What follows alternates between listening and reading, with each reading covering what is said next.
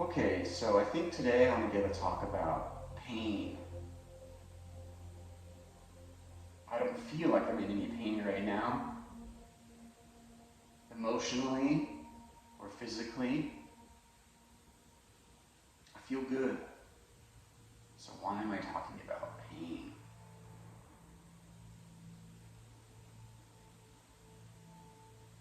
Well, we could start with the physical pain, right?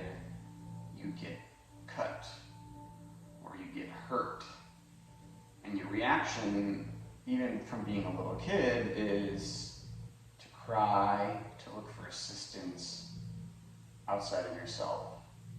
And even your reaction as a kid is modified by the behaviors of people around you. If you have a mother that overreacts to your getting hurt, then you're going to cry more.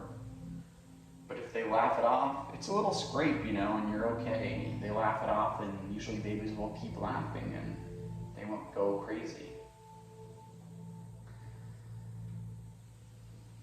And same what I've heard of people that, if you can identify with your pain and be part of it, then you don't feel it as much, right? If you can get inside of your pain and not try to avoid it, then you actually feel less. And pain really puts you in the moment. It does, it hurts, right? Emotional pain and physical pain, it brings you right to that spot where nothing else matters besides this pain you're feeling, a heartache, a physical wound, a cold, you can't walk. A couple weeks ago, I could barely walk with my leg, and I got COVID at the same time. So I just laid in bed, and it was painful to walk around, but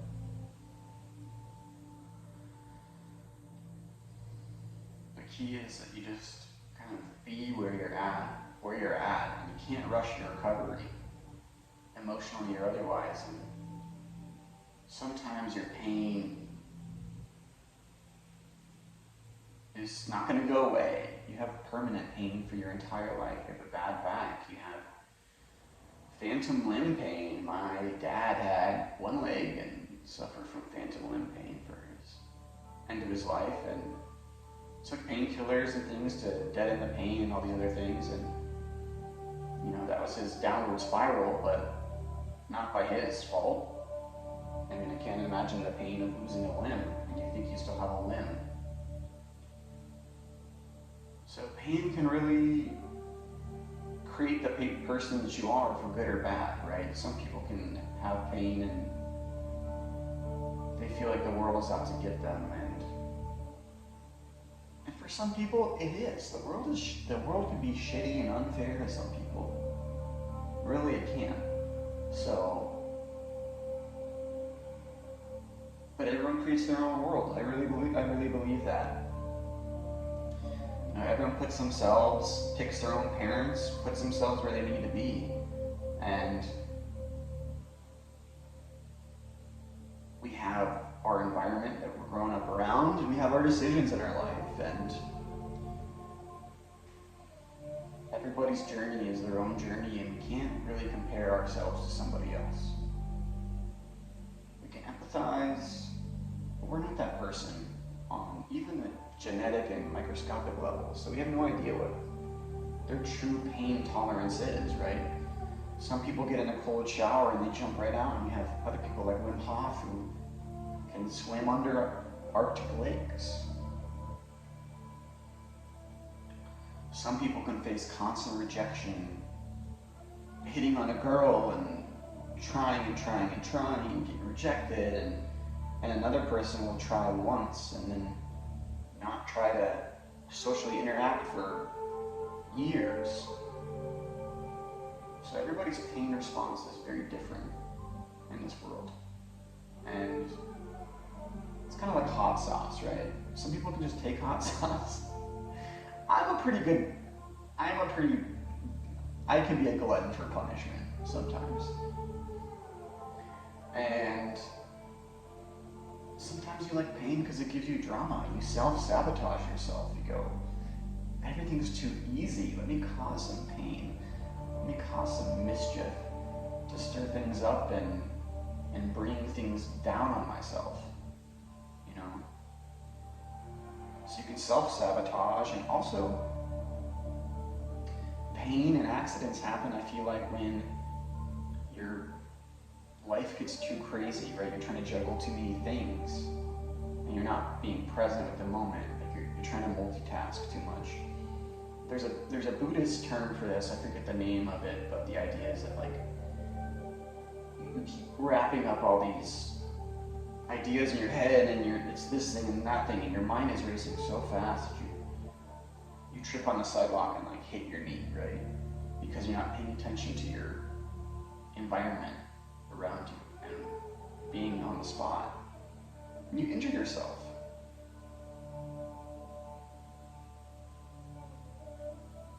And I think the same thing can happen spiritually as well.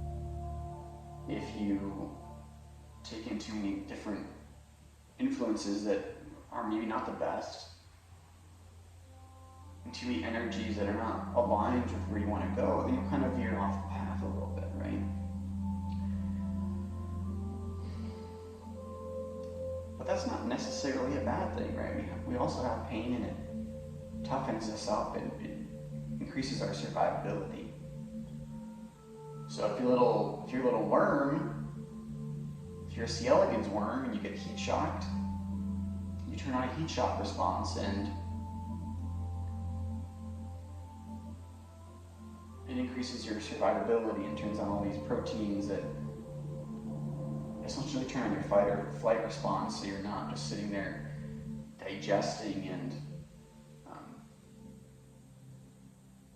it's this theory of hormesis, which is exposure therapy to pain, right?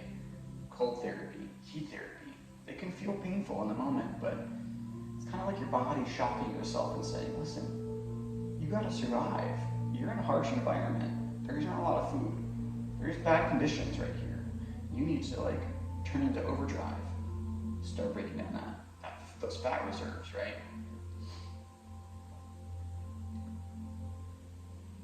And then you get into our drive to survive. It's kind of an innately human thing, right? Because some animals, like an octopus, right, they'll have their young and then they'll just be like, time to go die. I don't know what I need to do. And humans have this grasping factor to their life, which causes pain, right? If you think about pain, suffering, it's from attachment to things. It all comes back to attachment. The pain of losing something. The pain of getting something you didn't want. There's 4 of them. I can't remember all of them, right? But it's just suffering. So, you know, to have zero attachment to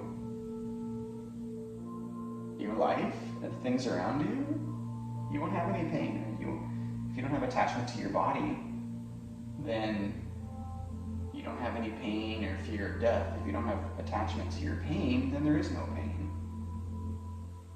If you feel a feeling and you are inside of that feeling and you're with it, then you're just that feeling. And this idea of pain, I don't want to say it's not real, but you're kind of changing it. You're metamorphosizing it a little bit.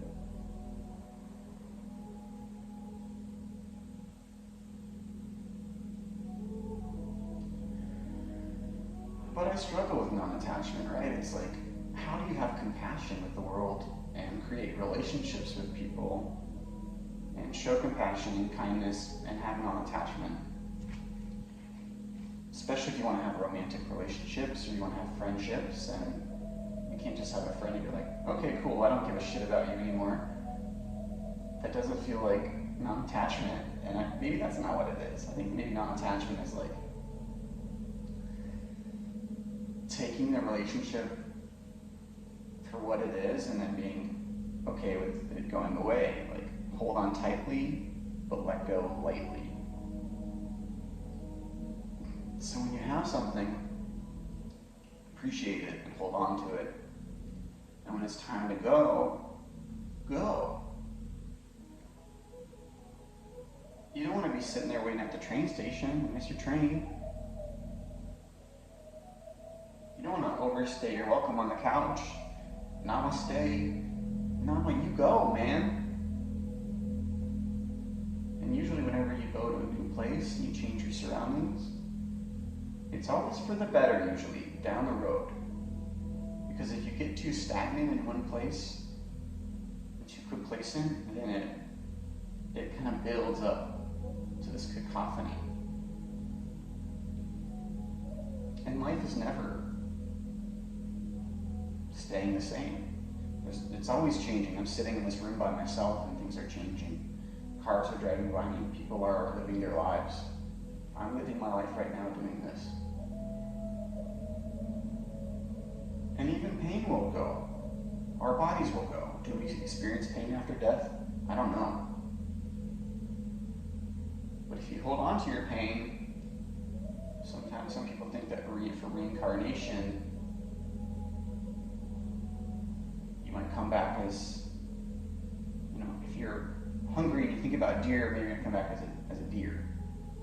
If you are have a lot of pain and all you think about is pain,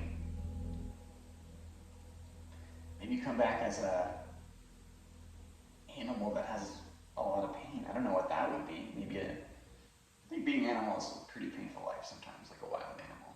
Depends, but I probably want to be one of those starlings that drink or that eat fermented cherries on the ground and just get drunk all day long and have starling parties in trees and just get eaten by a cat.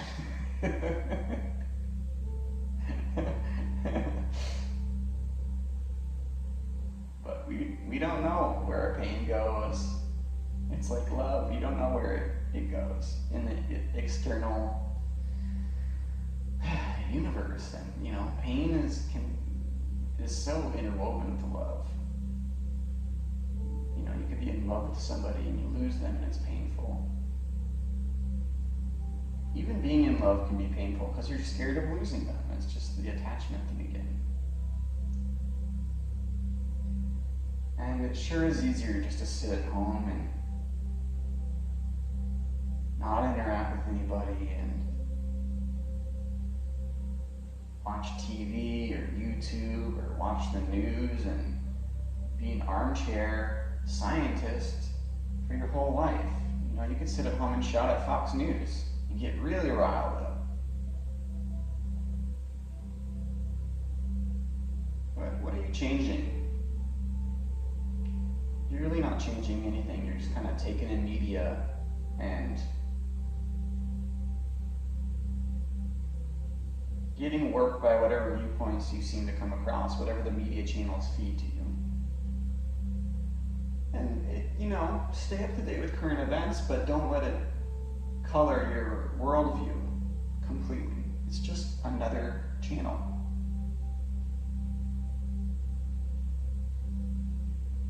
Because it's painful when people change, and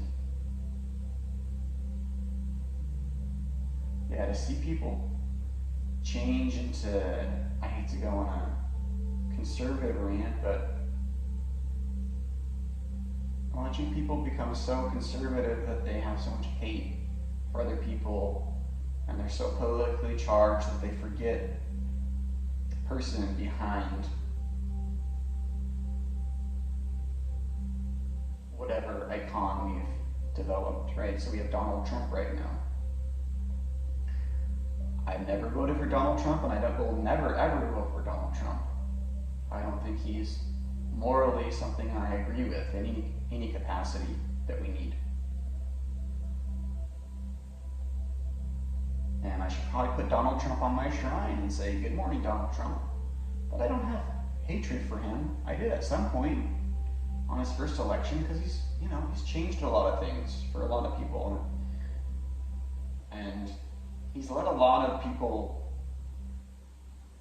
be okay with spouting hatred and violence And it's really changed the landscape of America. So that's painful to watch for me.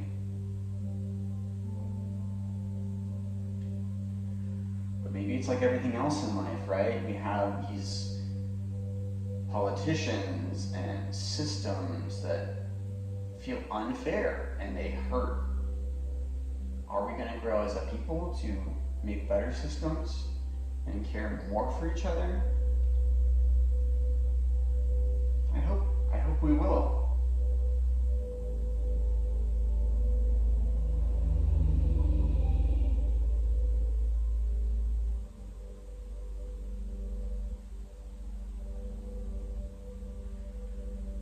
The world can be a very painful place. And you offer your assistance, and that can be painful when it's taken advantage of or you don't get it back. So you have to take pain with the love and keep offering love. I don't ever want to become so bitter that I can only live in my pain.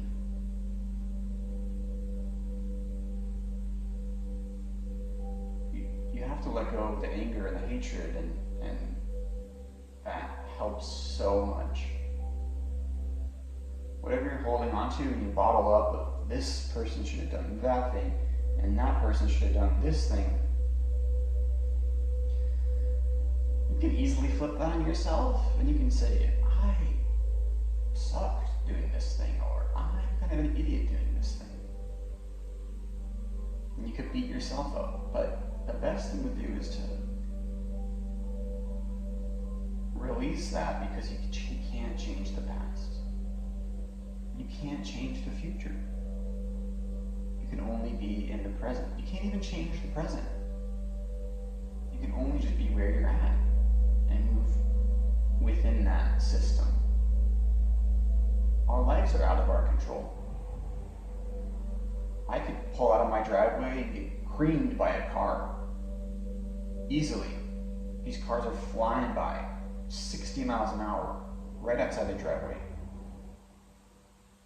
One second of not having mindfulness, or from me or the other person, and I'm in tremendous amounts of pain.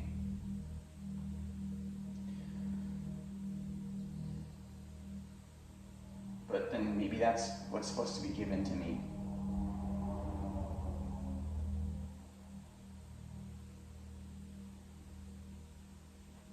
But I hope that that doesn't happen to anybody, right? But it's not in my control. It really isn't. I can do my best. What's the Sufi saying?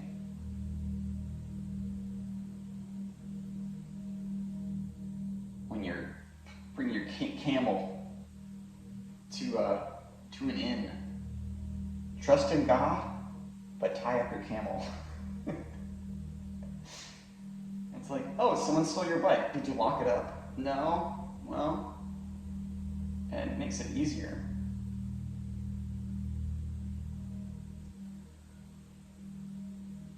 So we're not in control, but we can kind of grease the wheels a bit. That's probably the way to look at it, you know? Throw a stick of butter in the gears, keep them churning. You can also throw a wrench in the gears. That also happens a lot. Are you going to be the butter, or are you going to be the wrench?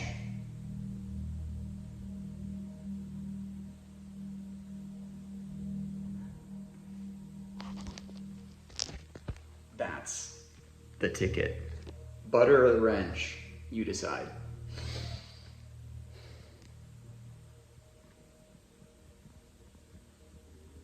But even the butter can kill you with a heart attack. Don't eat a lot of butter. Don't eat a lot of butter. Don't eat the butter. Don't eat the motherfucking butter. Namaste. Peace, love, and light.